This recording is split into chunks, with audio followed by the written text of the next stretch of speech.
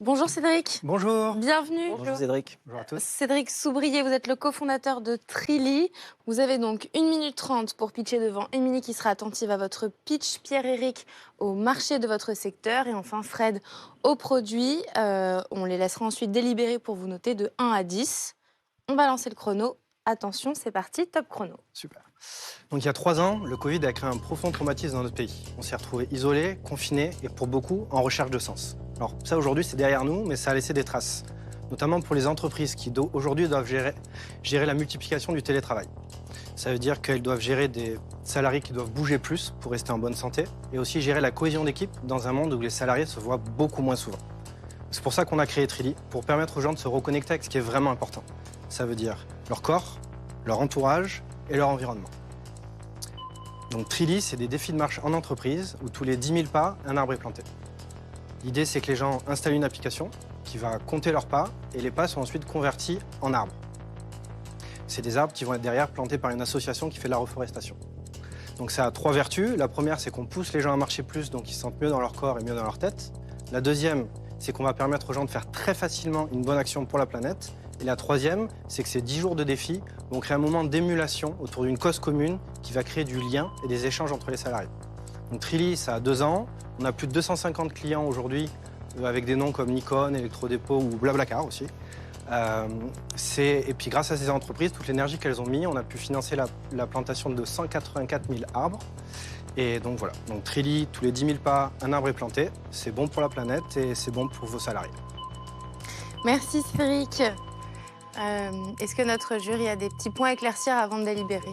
J'ai 2 questions. La première est sur le modèle économique. Est-ce que tu pourrais nous préciser quel est le modèle? Et la deuxième question, c'est sur les barrières à l'entrée, parce que finalement, tu offres un service qui n'est pas très défensif, enfin defensible. Donc, comment tu vas te différencier d'acteurs potentiels qui pourraient pénétrer ce marché?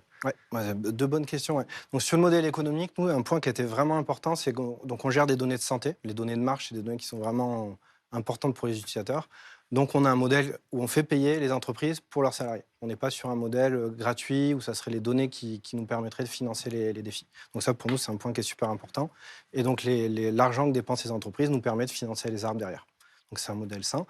Et après, au niveau des barrières à l'entrée, c'est une bonne question, sachant que nous, on est plutôt les derniers arrivants sur le marché. Il y a déjà des gros acteurs qui font des défis de marche en entreprise. Certains qui sont plus axés sur la santé, d'autres qui sont plus axés. Vous avez reçu Ma Petite Planète aussi, qui fait des défis autour de l'écologie. Donc nous, on se positionne un peu au milieu. Et en fait, la magie de ce qu'on va faire, nous, c'est le fait d'avoir à la fois le côté sportif, à la fois le côté écologique. C'est qu'on va fédérer énormément de monde dans nos défis. C'est-à-dire qu'on arrive à avoir 60, 70, 80% même de participation dans certaines boîtes. Enfin, on est monté à 90 même. Parce qu'en fait, en étant sur plusieurs points, on va toucher tout le monde dans l'entreprise. En fait, tout le monde y trouve son compte. Qu'on soit sportif, qu'on soit écolo ou que juste on veuille faire quelque chose avec ses camarades, ses collègues, on va trouver notre compte dans un défi Trilly. Moi, j'avais une petite question. C'est comme ça qu'on se différencie. Si je me permets. Émilie? Est-ce que vous mesurez l'impact de votre activité, qu'elle soit auprès du bien-être des participants ou voilà, des entreprises, ou l'impact que vous avez auprès des arbres, par rapport aux arbres que vous avez plantés, etc. Donc l'impact social, sociétal et environnemental. Effectivement, on a un triple impact. Donc sur la santé, on mesure les pas. Est-ce que les gens marchent plus que d'habitude? Donc ce qu'on voit aujourd'hui, c'est que les gens marchent entre 50 à 70% de plus que d'habitude, sachant qu'on a eu des pointes à 100% dans des entreprises où les gens se sont vraiment pris au jeu, ont été très motivés. Après, au niveau de la cohésion d'équipe, donc là, c'est plus dur à mesurer vraiment l'impact. Nous, ce qu'on peut voir, c'est les échanges qu'on a eus entre les collaborateurs. Donc, par exemple, on a fait un défi chez Nikon. Alors, c'était super parce que Nikon, c'était 6 pays différents, avec des Japonais, des Israéliens, des Allemands, des Écossais. Et donc, il y avait des Écossais qui échangeaient des photos de leur marche avec des Israéliens. Et les Écossais râlaient parce qu'il pleuvait, les Israéliens, il faisait beau temps. Donc ça, c'est des échanges comme ça qu'on peut voir, qu'on voit à chaque fois. Et là où on était content, c'est que quand 1 an après, ils ont refait un défi, le canal de discussion qu'ils avaient, ils étaient toujours en train de s'échanger des photos de leurs balades, etc. Donc on a pu voir qu'il y a un impact à court terme pendant le défi où les gens échangent, mais aussi sur le long terme, puisque même 1 an après, ils étaient encore en train d'échanger. Bon, il est maintenant temps de vous laisser délibérer. Venez avec moi, Cédric. Merci beaucoup. Merci. Cédric, vous venez à l'instant de pitcher. Comment est-ce que vous êtes senti? Est-ce que vous êtes content de vous? Je crois que j'ai oublié un bout de mon pitch parce que j'ai fini vachement à la fin. Donc je sais pas quel bout j'ai oublié, mais il est possible que j'ai oublié un petit bout dans le pitch. Vous avez fini que 10 secondes en avance. Normalement, c'était 1 minute 30 pile, donc je suis curieux de savoir qu'est-ce que j'ai oublié, mais a priori, ça allait. Je pense que le concept a été compris, puisque d'après les questions qu'on a posées, ça avait l'air de les intéresser. Est-ce que vous appréhendez les notes maintenant? On verra ce que ça donne. Après, ce qui est intéressant, c'est d'avoir les retours, surtout, sur qu'est-ce que donne le pitch, qu'est-ce que les gens ont compris de ce que j'ai expliqué. Parce que du coup, il faut qu'on pitch pour que nos clients comprennent l'apport de Trilly, donc voir comment ils l'ont compris. Bon, c'est parti pour retourner en plateau et découvrir les notes. Nous sommes de retour pour découvrir les fameuses notes de notre jury. Attention, 3, 2, 1. Et c'est un 7 pour Émilie pour le pitch, 7 sur 10. 7 sur 10 également pour Pierre-Éric pour le marché du secteur et un 8 sur 10 pour le produit pour Fred. Émilie, je te laisse commencer. Ouais, tout à fait. Alors, ça a commencé avec un petit problème de respiration, j'ai trouvé.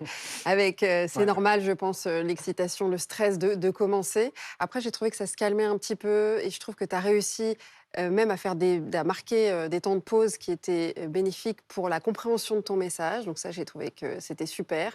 Je trouve que c'est bien que tu parles avec les mains. Parfois, voilà, faut faire un petit peu attention que ce soit pas trop grand non plus parce qu'on peut être happé par ça.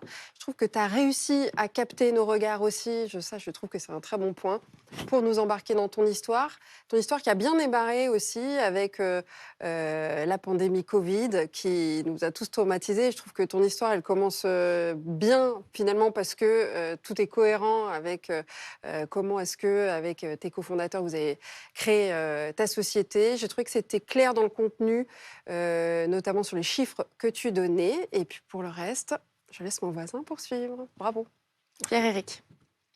Sur le marché, tu l'as dit, je pense qu'il a vocation à se développer, à grandir, puisque les attentes des équipes évoluent et tu leur apportes une proposition de valeur à laquelle elles devraient adhérer. Donc je n'ai aucun doute. Je suis plus réservé sur la concurrence, c'est-à-dire qu'il y a beaucoup d'acteurs et les barrières à l'entrée sont quand même assez ténues. On parle d'une app et d'un service qui peut être copié assez facilement. Donc ça serait intéressant de creuser les éléments de différenciation et voir comment tu vas te positionner par rapport à tous les acteurs déjà présents. Et mon conseil par rapport à ça, ce serait de dire finalement, tu as déjà une base de clients qui est intéressante, capitaliser là-dessus, se développer, mais pas obligatoirement faire appel à des investisseurs extérieurs parce que tu dois pouvoir t'autofinancer et te développer progressivement en seul, sans tiers. Donc, je ne sais pas quelles sont tes perspectives à ce niveau-là, mais voilà la recommandation que je pourrais avoir sur ce sujet. Merci. Mais bravo, parce que de toute façon, il y aura un usage. Et pour finir, 8. Oui, sur le produit. Alors 8, c'est un peu aussi lié au fait que je pense que... il y a d'une part déjà un marché, puisque 250 clients en 2 ans, c'est beaucoup. Donc bravo pour ça. Ce que ça veut dire aussi, c'est que le produit rend une certaine fonction. Et je pense qu'au-delà du fait que ça fasse écho aux entreprises, il rend une fonction plus large que ça, puisqu'évidemment, c'est une sensibilisation individuelle qui est faite au travers des entreprises, les entreprises n'étant qu'un moyen, en fait, quelque part, d'aller élargir une sensibilisation à la fois au fait que marcher, c'est bien. C'est-à-dire que ça fait du bien au corps, au fait que, oui, il y a des problématiques climatiques et que planter des arbres, c'est une solution. C'est pas, évidemment pas la solution, mais c'est une partie, en tout cas, de la résorption du problème. Et puis, donc, ça fait de la sensibilisation aussi de manière plus large à toutes les problématiques hors entreprise. Donc, ça permet aussi, en entreprise, de parler d'autres choses et de se rendre compte qu'on fait tous partie d'un tout. Donc, voilà, pour l'implication, pour la sensibilisation, pour l'action concrète, je trouve que c'est un très bon produit. Après, effectivement, si on doit regarder sur le long terme, il faut faire attention à ce que Pierre-Éric a mentionné, à savoir que les éléments de différenciation ne sont pas très forts. C'est vrai que une grosse app qui proposerait cette fonctionnalité-là en plugin, et que tout le monde a déjà sur son téléphone, je ne vais pas donner de nom, mais enfin, si une app comme ça se met à proposer ce que vous faites en plugin et qui propose également toutes les manières de communiquer, de partager en groupe des photos ou de partager des textes.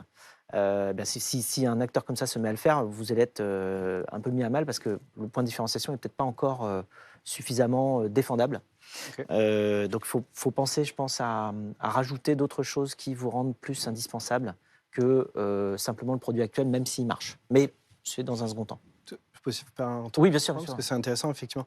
Nous, effectivement, il y a l'application, mais on se positionne surtout comme un service autour. En fait. C'est-à-dire que les entreprises, aujourd'hui, elles peinent beaucoup à organiser des événements RSE qui vont fédérer des gens. Et quand on leur parle, on dit, bon, on a eu 100 salariés qui sont venus, on a eu 10% des gens. Et nous, ce qu'on fait, c'est qu'on travaille avec elles sur la communication en amont et puis pendant tout le défi pour avoir des taux de participation qui sont vraiment gigantesques et vraiment un fort engagement. Et ça, les entreprises, ce service-là, au-delà de l'application, le fait d'avoir les cofondateurs qui sont motivés avec elles, qui réfléchissent à quels sont leurs canaux de communication, comment on va pouvoir amener les gens à participer, je pense que c'est là notre plus grosse force aujourd'hui. Et pour le coup, c'est pour ça que nos clients restent et reviennent un an après, c'est parce qu'ils sont contents de ce qu'on leur a apporté au niveau humain en fait, et sur la communication. Merci et bravo Cédric pour Trilly. Merci d'avoir été avec nous aujourd'hui. Merci également à Émilie d'avoir été avec nous. Pierre-Éric, on vous retrouve très prochainement dans une prochaine émission. Et puis si vous aussi, vous voulez venir pitcher, vous pouvez. Il suffit de nous écrire à lespionniers@bfmbusiness.fr ou scanner le QR code qui est en train de s'afficher sur votre écran. Et voilà, c'est bientôt la fin de cette émission. On sera ravis de vous accueillir si vous venez sur le plateau. Vous avez vu qu'on est tous là pour soutenir tous les entrepreneurs qui ont envie de créer des choses nouvelles et des choses qui font du bien à la société.